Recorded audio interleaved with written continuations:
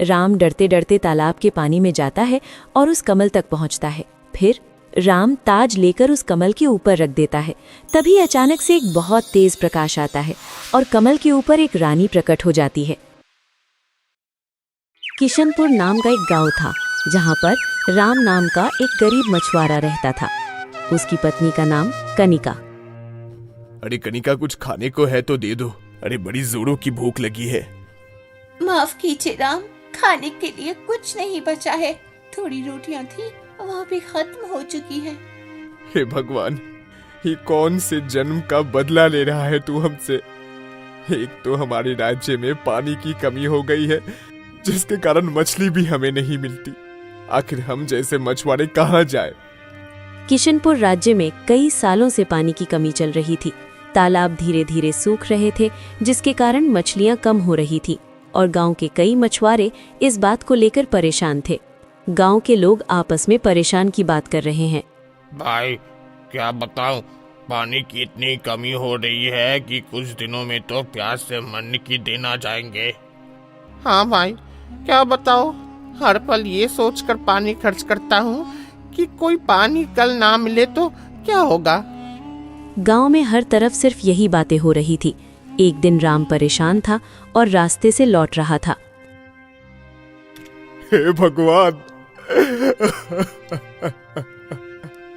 मैं अब क्या करूंगा। घर जाकर अपनी पत्नी और बेटी को क्या कहूंगा ऊपर वाले। राम झिझकता हुआ घर जा रहा था। तभी रास्ते के पास से एक बूढ़ा व्यक्ति गुजरता है। बूढ़ा राम को सुनता है तो बोलता है, क्या हुआ बेटा, तुम इतने उदास हो रहे हो। आखिर कौन सा संकट आ पड़ा है तुम्हारे जीवन में। हाँ, क्या बताऊं बाबा, एक भी मछली नहीं मिली है। गांव में पानी इतना कम है कि कोई मछली ही नहीं मिलती है। मेरी छोटी सी बच्ची है 4 साल की, उसका पेट खाली है। भला मैं उसको क्या खिलाऊंगा। मेरी पत्नी है। शायद भगवान तुमसे कोई परीक्षा ले रहा है। कैसी परीक्षा ले रहे हैं? क्या आप मेरी कुछ मदद कर सकते हैं?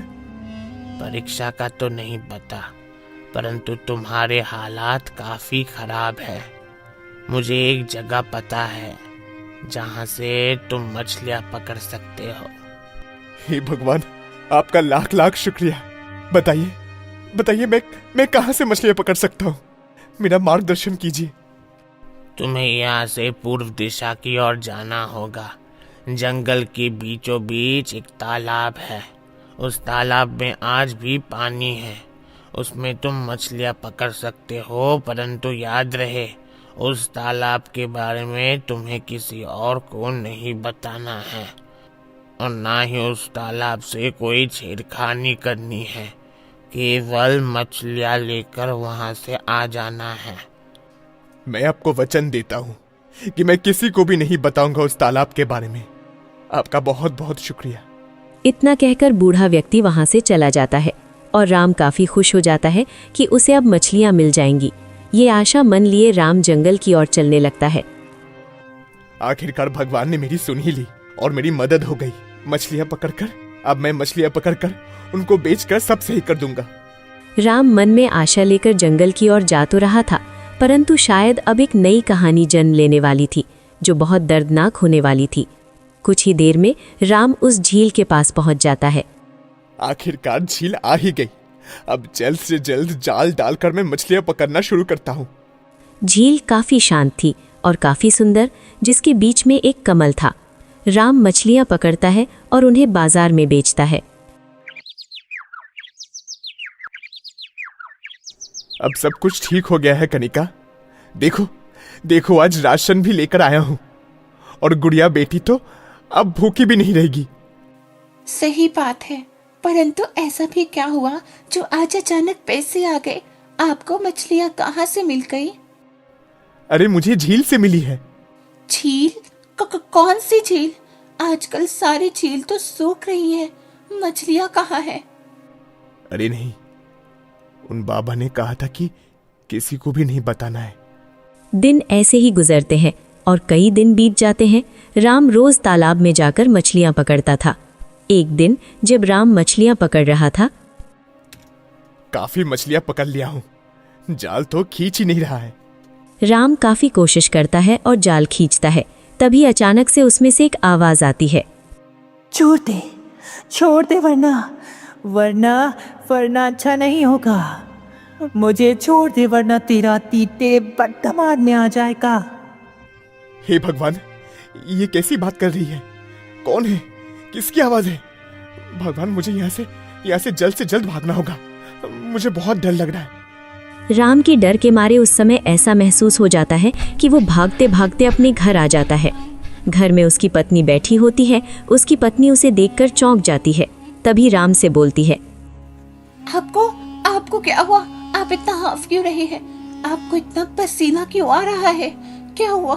सब सही तो है ना? अरे आज पता है क्या हो गया है? अरे मैं उस तालाब के बारे में तुम्हें किसी और को नहीं बताना है। अरे नहीं, वो बूढ़ा व्यक्ति ने मना किया था कि किसी को भी उस तालाब के बारे में नहीं पता चलना चाहिए। मैं वो वचन नहीं तोड़ सकता। मैं नहीं बताऊंगा। बोलिए ना, क्या सोच रहे हैं? अरे कुछ नहीं, वो रास्ते में मुझे सांप मिल गया था, मेरे पैर में लपट गया था। मुझे डर लग रहा था कहीं काट न ले, इसीलिए भागते भागते आया। मैंने सोचा न जाने क्या हो गया। भगवान का शुक्र है, सब सही है। इसी तरह कुछ समय गुजरता है। कुछ दिन बाद राम फिर से उस तालाब में जाकर मछलियां पकड़ने लगता है। क्या करूं भगवान, आखिरकार मैं इस तालाब में आ तो गया, पर उस दिन के बाद से मैं कभी भी यहाँ आना नहीं चाहता था। परंतु और कहीं मछलियां भी तो नहीं मिलती। भूख लगती है, अपनी बीवी बच्चे का पेट कैसे भरूं? इस तालाब से ही तो मेरा गुजारा चलता है। राम किसी तरह डरते डरते मछलियां पकड़ना शुरू करता है। मछली पकड़ने के लिए वो अपना जाल पानी के अंदर डाल देता है। कुछ देर बाद कुछ मछलियां जाल में फंसती हैं। वो जाल खींचता है। अरे ये ताज तो काफी अच्छा लगता है, काफी महंगा है। उस दिन तो यहाँ से डरावनी आवाज आ रही थी। वो ये ताज, खैर एक काम करता हूँ, इसे रख लेता हूँ।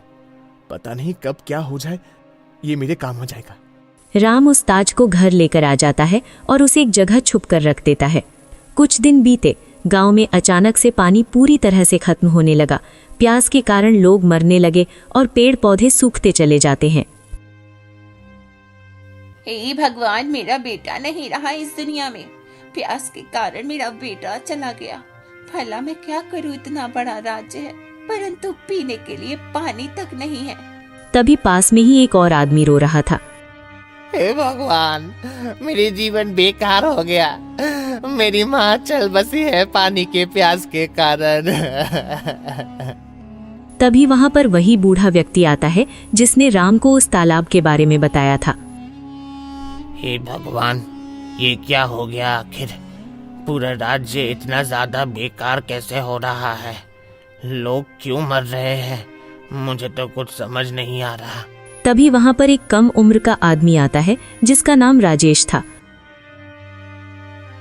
बाबा ये सब क्या हो रहा है? मुझे कुछ समझ नहीं आ रहा है।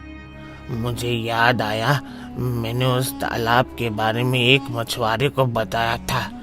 मैंने उसको वचन दिया था कि किसी और को ये बात ना बताए, परंतु मुझे डर लग रहा है कि कहीं उसने कुछ गलत तो नहीं कर दिया है। राजेश और बूढ़ा व्यक्ति दोनों मछुआरे के घर में जाते हैं। मछुआरे के घर के बाहर जाकर दोनों जोर जोर से मछुआरे को बुलाते हैं। अरे कोई है? अरे भाई कोई बाहर निकलो। कुछ ही देर बाद अंदर से राम और उसकी पत्नी आती हैं। अरे कौन हो भाई आप लोग?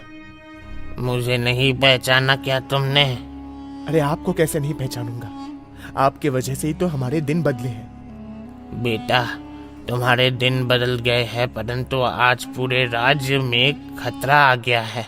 क्या तुमने उस तालाब के साथ कोई छेड़खानी की है?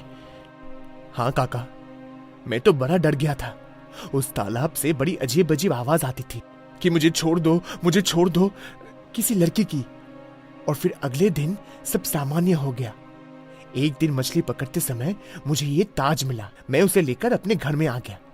हे भगवान, राम तूने ये क्या कर दिया? मुझसे भी बहुत बड़ी भूल हो गई कि तुम्हें मैंने उस तालाब के बारे में बता दिया। अरे मैं तो तुम्हारी सहायता करना चाहता था। वो ताज श्रापित है, उसे जल्दी लेकर आओ और चलो जल्दी चलते हैं हम उस तालाब के पास।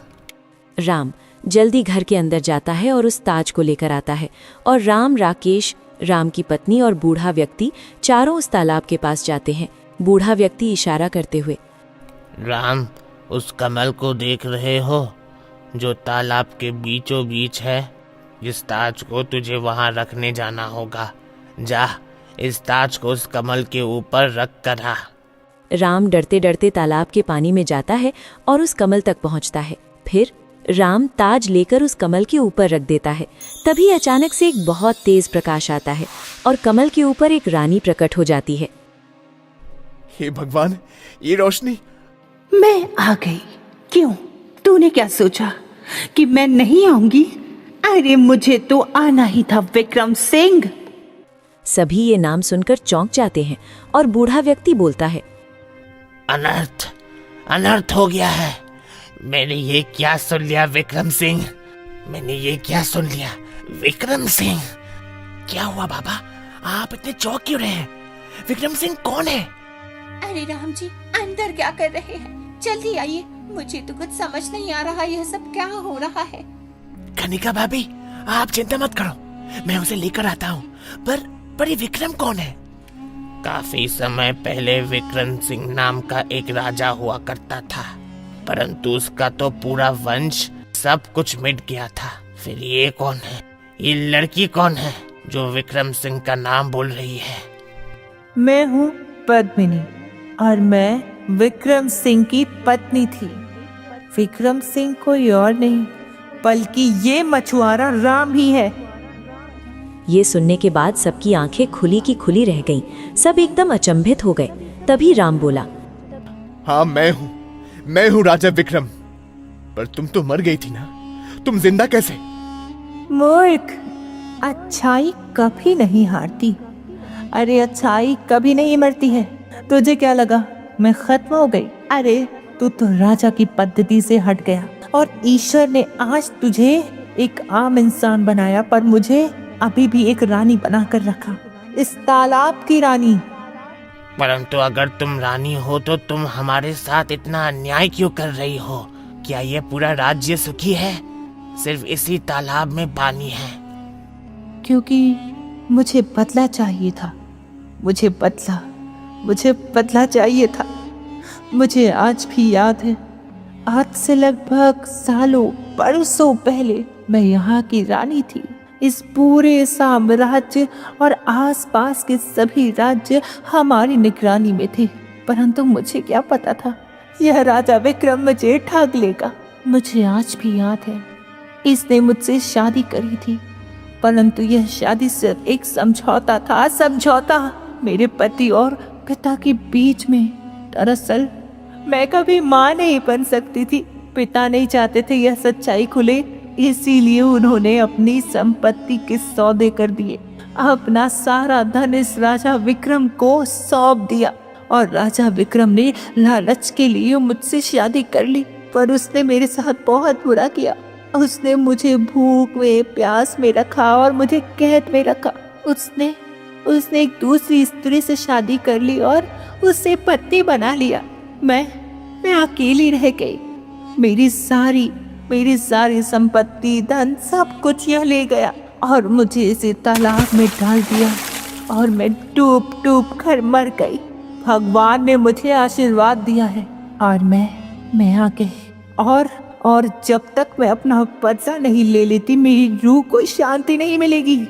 राम यानी विक्रम सिंह, आज तेरा अंत होगा। भगवान के लिए हम पर दया करो। जिसने तुम्हारे साथ बुरा किया उसको मारो, परंतु इस राज्य में औरतें, बच्चे सब हैं, उनके बारे में तो सोचो। मेरा बदला तो हो गया, पर अब ये बहुत बड़ा इंसाफ बाकी है। राम, मैं तुझे एक श्राप देती हूँ कि तू इसी पल मछली में बदल जाए। कि एक मछुआरा जब खुद मछली बन गया तो कैसा हुआ, अब तुझे भी कोई मछुआरा पकड़ कर ले जाएगा। राम, पर अंत में वो एक मछली में बदल जाता है।